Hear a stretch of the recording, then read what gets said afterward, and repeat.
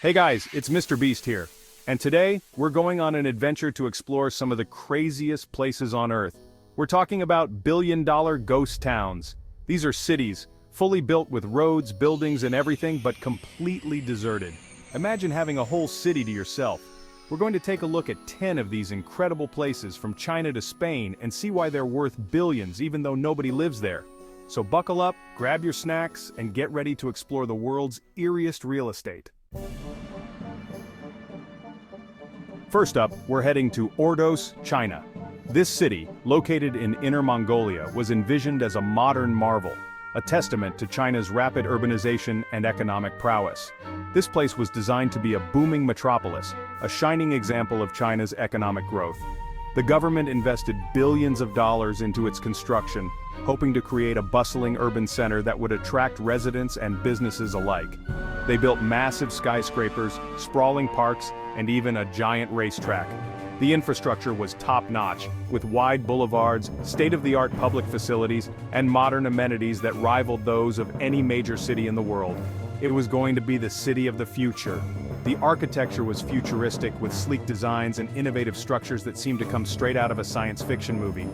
The planners envisioned a vibrant, thriving community where people would live, work, and play in harmony. But there's just one problem. Nobody moved in. Despite all the planning and investment, the city remained eerily empty. The streets, lined with pristine buildings and lush greenery, were devoid of life. Imagine walking down the street and not seeing a single soul. The silence is almost deafening, broken only by the occasional rustle of leaves or the distant hum of a passing car. It's a surreal experience, like stepping into a ghost town. You could shout Marco in a game of hide-and-seek and nobody would ever find you. The playgrounds, once meant to be filled with the laughter of children, now stand empty and forlorn, their swings swaying gently in the breeze. It's kind of creepy, kind of cool, and definitely makes you wonder what happened. How did a city with so much potential end up like this? Was it poor planning, economic miscalculations, or something else entirely? The story of Ordos is a fascinating one, a cautionary tale of ambition and reality clashing in unexpected ways. Next, we're jetting off to Naypyidaw, the capital city of Myanmar. This place is like something straight out of a movie.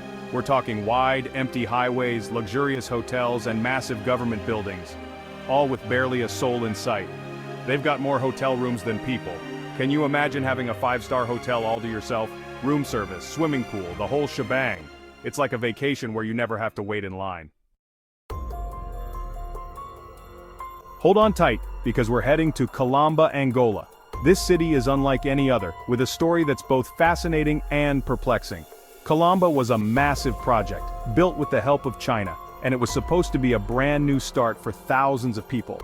The Chinese government invested heavily in Angola's infrastructure, hoping to create a modern urban oasis in the heart of Africa. They built row after row of colorful apartments, shopping malls, and even schools. The city was designed to be self-sufficient, with all the amenities one could need. From state-of-the-art educational facilities to sprawling commercial centers, Kilamba had it all. But for some reason it never quite caught on. Despite the grand vision and the impressive infrastructure, the city remains largely uninhabited. The streets are eerily empty, and the neighborhoods are deserted. It's like walking onto a movie set after everyone's gone home. The buildings stand tall and proud, but there's a haunting silence that permeates the air. You can almost hear the echoes of what could have been a bustling metropolis. You half expect tumbleweeds to roll by. The desolate urban landscape gives off a ghost town vibe, making it feel like a scene straight out of a post-apocalyptic movie. It's a little eerie, but it makes you think about the mysteries of these ghost towns. What went wrong? Why did people not move in? Was it the cost of living, the location, or something else entirely? These questions linger as you explore the empty streets and vacant buildings. Some locals have their theories. They talk about the high prices of the apartments, which were unaffordable for many Angolans. Others mention the lack of job opportunities in the area, making it impractical for families to settle down. Despite its current state, there's still hope for Kilamba. Plans for revitalization are in the works, and there are signs that the city might one day fulfill its original promise. With the right investments and strategies, Kilamba could transform from a ghost town into a thriving urban center. As the sun sets over Kilamba, one can't help but feel a sense of optimism. The city stands as a testament to human ambition and the complexities of urban development. Only time will tell if Kilamba will rise from its slumber and become the vibrant community it was meant to be. Get ready for a taste of Europe, in China. We're taking you to Tianducheng, a city built to resemble Paris. They've got their own Eiffel Tower, Parisian architecture, and even a Champs-Élysées. But here's the thing, it's practically a ghost town. Imagine having a romantic stroll past the Eiffel Tower with no crowds, no lines, no vendors trying to sell you stuff. You and your date would have the whole place to yourselves. It's like a romantic comedy waiting to happen. We're heading back to China, to a place called Kangbashi. This city was designed to be a modern marvel, with futuristic buildings and state-of-the-art infrastructure. They even built a giant statue of Genghis Khan. But despite all the effort, Kangbashi remains largely uninhabited. Imagine having a whole street to yourself. You could ride your bike down the middle of the road, have a picnic in the middle of an intersection, or even practice your dance moves without anyone watching. It'd be like living in your own personal playground. Next up, we're traveling to the United Arab Emirates to a place called Masdar City. This place is like something straight out of the future. It's designed to be a completely sustainable city with solar-powered buildings, electric cars, and cutting-edge technology. But here's the catch. It's still mostly empty. Imagine living in a high-tech eco-city with hardly any neighbors. You'd have clean air, quiet streets, and all the latest gadgets at your fingertips. It'd be like living in a real-life science fiction movie. Get ready for some K-pop and kimchi because we're heading to Sejong City, South Korea. This place was designed to be a brand new administrative capital, with government buildings, museums, and even a lake. But despite all the planning, Sejong City is still struggling to attract residents. Imagine having a whole park to yourself. You could have a picnic, fly a kite, or just relax in the sunshine without anyone bothering you. It'd be like having your own private oasis. Hold on to your wallets, because we're about to enter the world's largest shopping mall. This isn't just any mall, it's a colossal structure that dwarfs even the most famous shopping centers around the globe. That's right, we're talking about the new South China Mall in, you guessed it, China. Located in Dongguan, this mall was designed to be a shopper's paradise, a place where dreams of endless retail therapy could come true. This place is absolutely massive, with over 2,350 stores spread across 6.46 million square feet. To put that into perspective, that's about the size of 110 football fields. It's a retail giant that could house entire neighborhoods within its walls. But here's the kicker. It's practically a ghost town. Despite its grand design and enormous capacity, the mall has struggled to attract shoppers since it opened in 2005. Many of its stores remain vacant, and the bustling crowds you'd expect are nowhere to be found. Imagine having a whole shopping mall to yourself.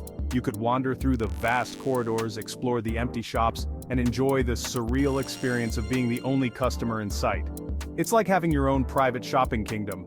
You could browse for hours, try on clothes without waiting in line, and maybe even score some epic deals.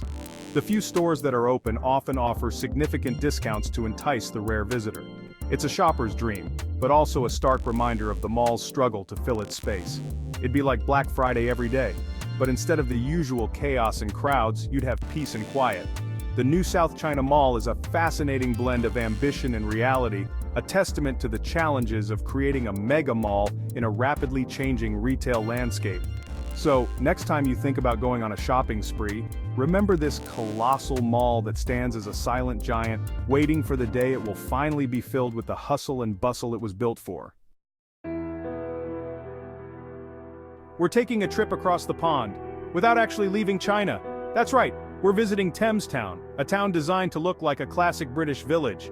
They've got Tudor-style houses, cobblestone streets, and even a replica of the Tower Bridge. But don't expect to bump into any Londoners here because Thames Town is mostly deserted.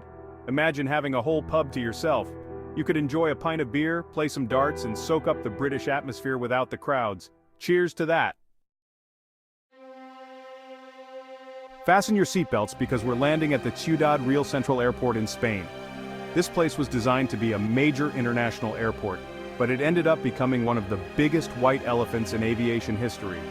It cost over $1 billion to build, but it closed down just a few years later. Imagine having a whole runway to yourself. You could race your friends, practice your pilot skills, or just lie down and stare at the clouds. It'd be like having your own private airport. Thanks for coming along on this wild ride through the world's eeriest real estate. We've seen some pretty incredible places today, from empty cities to abandoned airports. It makes you wonder what the future holds for these billion-dollar ghost towns. Will they remain deserted forever, or will they one day be brought back to life? Let me know in the comments which ghost city you'd like to visit. See you in the next video.